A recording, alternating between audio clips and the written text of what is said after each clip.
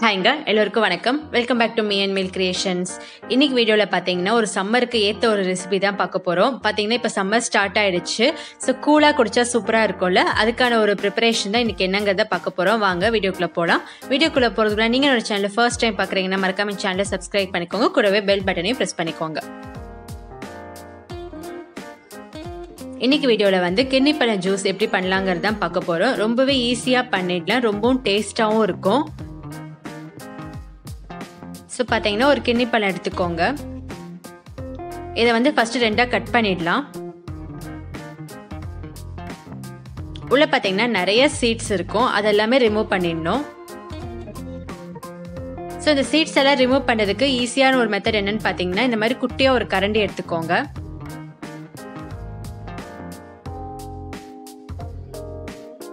So இந்த கரண்டியை வச்சு ஈஸியாக இந்த சீட்ஸ் எல்லாம் ரிமூவ் பண்ணிடலாம்.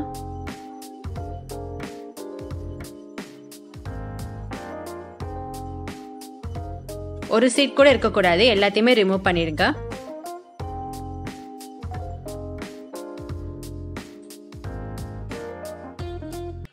இந்த சீட்ஸ் எல்லாம் ரிமூவ் பண்ணதுக்கு அப்புறமா இந்த கிர்னி பழத்தை நம்ம எடுக்கலாம். அதுக்கும் பார்த்தீங்கன்னா இந்த மாதிரி குழி உள்ள கரண்டியா எடுத்துக்கோங்க. அப்பதான் உங்களுக்கு ஈஸியா அந்த பழத்தெல்லாம் எடுக்க முடியும்.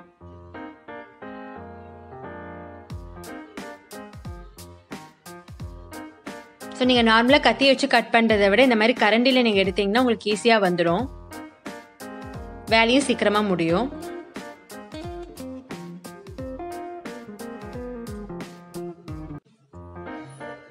இந்த மாதிரி சைட்லயும் ஃபுல்லா எடுத்துக்கோங்க.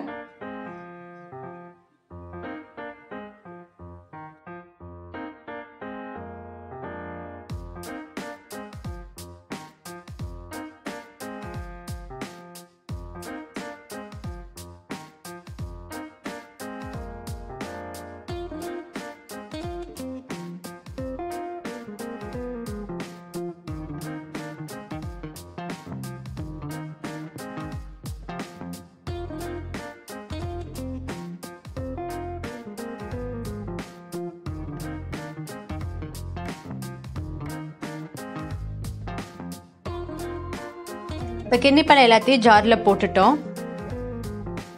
இப்போ இதில் தேவைக்கேற்ப சர்க்கரையை சேர்த்துக்கலாம். நான் 2 ஸ்பூன் சர்க்கரை சேர்த்துருக்கேன். உங்களுக்கு ஸ்வீட் ஒன்றும் அதிகம் வேணும்னா நீங்கள் கொஞ்சம் எக்ஸ்ட்ரா சேர்த்துக்கோங்க. ஃபர்ஸ்ட்டு சர்க்கரையை மட்டும் சேர்த்துட்டு லைட்டாக மிக்சியில் ஒரு அரை அரைச்சிடலாம். ஸோ நான் அரைச்சிட்டேன் பாருங்கள். இப்போ திக்காக இருக்குது கிர்னி பழம். இதில் நமக்கு தேவைக்கேற்ப தண்ணியை சேர்த்துட்டு மறுபடியும் ஒரு ரவுண்டு அரைச்சிடுங்க, அவ்வளோதான். ஸோ ரொம்பவே கூலான கிர்னி பழம் ஜூஸ் ரெடி.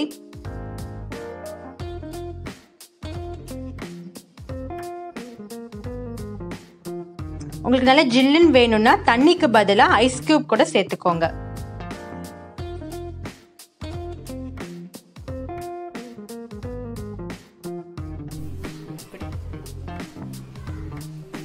பிடிச்சிருக்கா?